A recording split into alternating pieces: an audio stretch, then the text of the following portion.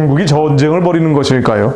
10월 15일 중국은 공산당 기관지 인민일보를 통해 대만에 전쟁 예고 수준의 강력한 경고를 보냈습니다.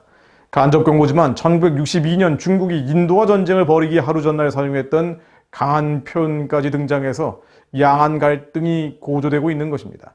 잘 아시는 것처럼 대만은 1949년 중국 공산당과의 내전에 패배한 국민당 정권이 이전해서 건국한 곳이죠.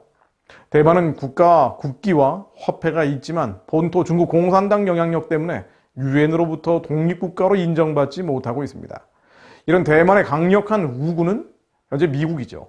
미국은 중국과 관계 개선을 위해 1979년 대만과 외교를 단절했지만 여전히 대만의 주요 무기 공급국으로 남아 있습니다. 중국은 미국의 무기 판매 자체가 부당한 내정 간섭으로 판단하고 있고요. 대만은 당연히 독립국가지만 중국은 대만의 자국 영토의 일부로 간주하기 때문입니다.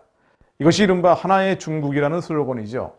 따라서 중국 푸젠성과 대만섬 사이의 대만 해협도 자국의 해역으로 봅니다. 미중 갈등이 첨예화되면서 중국이 대만 문제에 더 이빨을 드러내고 있는 것이 현재라고 볼 수가 있습니다. 바로 최근이죠. 중국의 국가 주석인 시진핑은 10월 13일 대만과 인접한 광동성 남부 해병대 기지를 방문해서 전쟁 준비에 심혈을 기울일 것을 당부한 바가 있습니다. 전쟁 준비에 심혈을 기울여라. 시진핑은 차오저우 해병대 기지를 찾아서 경계태세를 유지해라. 절대적으로 충성하고 순수하며 신뢰할 수 있도록 전쟁에 대비하는 데 심혈을 기울여야 한다고 강조했습니다.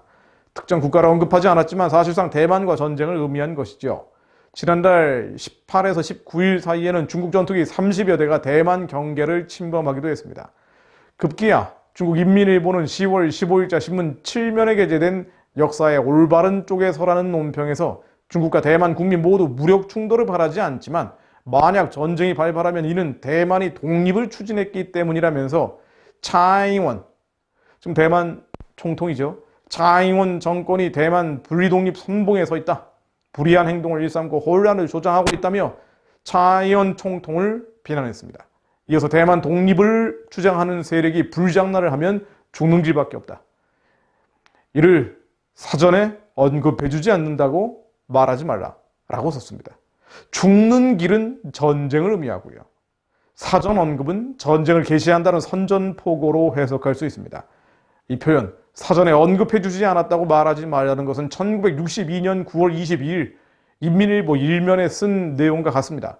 중국은 하루 뒤에 인도와 국경 전쟁을 개시했죠.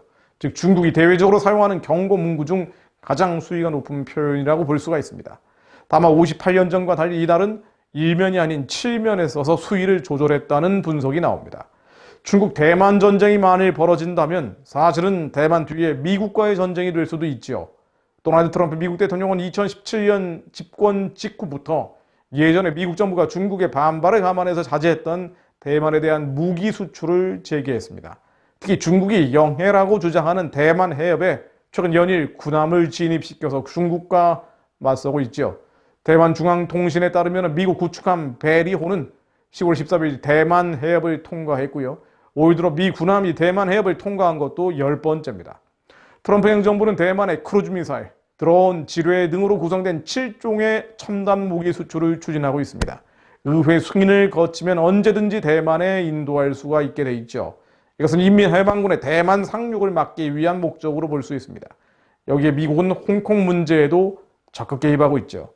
예를 들면 10월 14일 미국 국무부는 캐리람 홍콩 행정장관 등과 거래한 금융사를 6개월 이내에 색출할 뜻을 밝혔습니다. 홍콩 주민의 자유를 억압하고 중국 공산당의 탄압 정책을 이행하려는 홍콩 정부에 맞서기 위한 것이란 취지입니다. 중국 대만 갈등, 사실은 미중 갈등의 다른 측면이라고도 볼 수가 있죠. 흔히 국제정세는 냉혹하다고 말합니다. 잔인할 정도로 차가운 국제정세는 한국에게도 미국과 중국 편 어디에 설 것인지 계속 묻고 있습니다. 그리고 현 정권은 노골적인 친중 성향을 보이고 있죠. 현재 미중 충돌 속에서 한국이 중국 편에 선다는 것은 미국식 자유민주주의가 아닌 중국식 인민민주주의, 시장경제가 아닌 사회주의, 무엇보다 자유가 아닌 폭압 쪽으로 기운다는 것을 뜻합니다. 당연히 신앙의 자유는 위축되고 교회는 중국을 닮아가면서 쇠락과 해체의 길을 걸을 수밖에 없습니다. 세상의 정치인, 세상의 지식인들이야 그런 세상이 온다고 해도 나쁠 것이 없다고 볼지 모르지만 문제는 그리스도인들입니다. 마지막 때 세계 선교로 완성할 사명을 가진 그리스도인이 코로나 같은 유행병처럼 번지는 친사회주의적인 흐름 앞에서 외치지 않는 것은 옳지 않은 일입니다. 무엇보다 외쳐야 할 책임 있는 파수꾼, 특히 목회자의 침묵은 더더욱 잘못된 일입니다.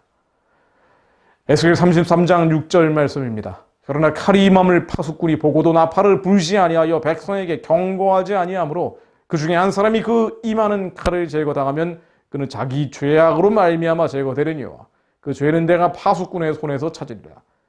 외쳐야 될 파수꾼이 파수꾼의 사명을 감당하지 않을 때 하나님께서는 파수꾼의 손에서 그 죄를 찾겠다고 하십니다. 또한 남은 자를, 이미 깨어있는 이들은 더욱 잠잠치 않고 외쳐야 합니다. 지금이 바로 파수꾼이 외쳐야 될 때입니다. 예루살렘이여, 내가 너의 성벽 위에 파수꾼을 세우고 그들로 하여금 주야로 계속 잠잠하지 않게 하였느니라. 너희 여호와로 기억하시게 하는 자들아, 너희는 쉬지 말며 또 여호와께서 예루살렘을 세워 세상에서 찬송을 받게 하시기까지 그로 쉬지 못하시게 하라. 이사야 62장 6절 말씀처럼 하나님, 이 나라 이 민족 잠들어 있는 백성들이 깨어나서 시대를 분별할 수 있는 영적인 눈을 열게 하시고 한국은 물론 미국의 회복을 위해 기도할 수 있는 기도의 영을 부어 주옵소서.